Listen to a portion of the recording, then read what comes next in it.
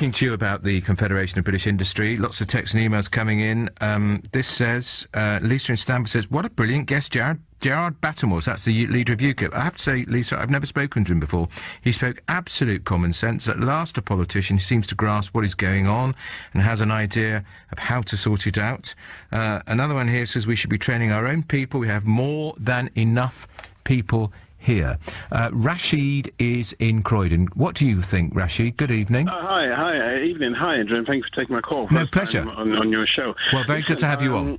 Thank you. Listen, I honestly feel that there is no problem here. We should take as many people as we need.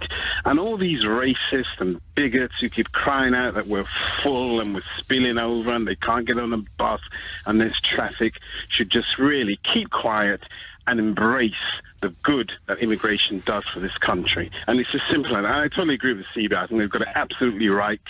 Most people who voted for Brexit, there's either two things. They're either out-and-out racist, or they're being led by racists, and they don't... Come on, you can't say... You think Hang on, Rashid. Rashid, it's a very inflammatory statement to say 17.4 million people are mostly racist or are led by racists. Yeah, absolutely. Well, I'm one of those, Rashid, and I'm not racist, and I was not led by racist. There's always going to be an exception. You might be that odd exception. Well, don't patronise me, Rashid. Don't patronise people. You are being incredibly offensive and patronising. Yeah, well, I'm afraid I do, and it's a discussion here, so we're going to discuss it. I think you're being deeply offensive and patronising. It's the honest truth. We know that Brexit was led, or it was targeted. The main thing around Brexit was immigration. And the problem is, what's happened to a lot of people, and I wouldn't say all of them, but a lot of people, is they've got confused with European immigration, they've got confused with non-European immigration, and they've mixed the two up, and they've got looked at people who are black, who are Asian, who are Arab, who are Muslims as well. They've got confused and thinking, one day Britain will be all white again, everything will be fine. And unfortunately, that's not the way... So you think 250,000 people pouring into this country every year is fine, Rashid, do you? As long as it's targeted and it's... No, well, it isn't, is it? Well, that's the whole point coming in from the EU. It's people who... No, Rashid, answer the question. It isn't targeted, is it? The 250,000 who are coming in are not targeted. The 100,000 who come in from the EU can go and work in a cafe, in a bar, or just sign on. Well, how many of them sign on? We know that's a very small number. Do you? You're such an expert, Rashid. You're not showing much evidence here. It's a small number. You're not showing much evidence here, Rashid. I don't have the figures in front of me. No, didn't think you did. Right. So 250,000 a year, every year. How many years do you think this can go on? Before somebody finally says, you know what, we're full up. The hospitals really are struggling now. The schools are struggling. We haven't got enough houses. And it's not to do with immigration, that's to do with poor planning. Schools are full.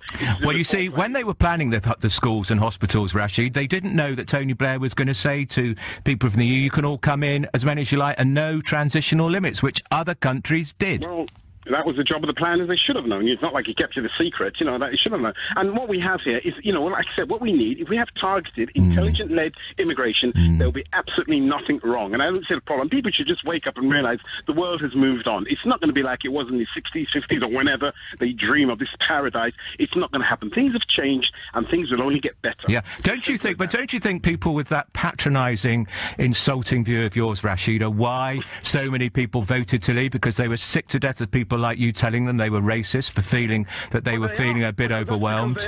So there you go again, Rashid. So you're saying I'm a racist again. No, I didn't say you were. Yes, you did. Yes, you did. Yes, you did. Or they were led by racists. No. You're saying that the people who voted to leave, who felt immigration in this country is too high, you say they're racist. I say you're intolerant, and you're the racist here, Rashid, aren't you? Because you're saying it's all the white people who didn't want the immigration. What, you don't think any black people voted to leave the EU? Of course they did. And did you hear what I said? I said they're either racist or they were led by thank you. Cases. No, you said I heard you say that, Rashid, and I think that's why I think the switchboard on LBC is about to blow up, because people presumably are so furious with your insulting remarks.